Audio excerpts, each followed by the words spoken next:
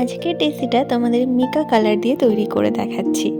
এই কালারের একটা বৈশিষ্ট্য আছে, কালারটা এত গ্লসি, আর যখন এটা ওয়্যাক্সের সাথে মিক্সড করা হয় না, আর তারপর যখন মোল্ডে ঢালা হয়, এটা সত্যি দেখতে অপূর্ব লাগে। যেমনটা দেখো এখানটায়, এই কালারটা এতটা সুদিং লাগছে, মনে হয় এটাই দেখে যাই, তাই না? কালারটা কত শাইন আর গ্লসি, আর একটা মার্বেল এফেক্টও কিন্তু আছে। চলো এবার ওয়্যাক্সটাকে সেট হওয়ার জন্য রেখে দিই। এবার দেখো ওয়্যাক্সটা সেট হয়ে গেছে, এবার আমি এটা ডিমোল্ড করছি। তো এর আগেই দেখো কালারটা বেশ একটা চকলেট চকলেট মনে হচ্ছে, তো আমার তো মনে হচ্ছিল পুরো চকলেটই একটা। এইবার বলো ডেজির কালারটা কেমন লাগছে?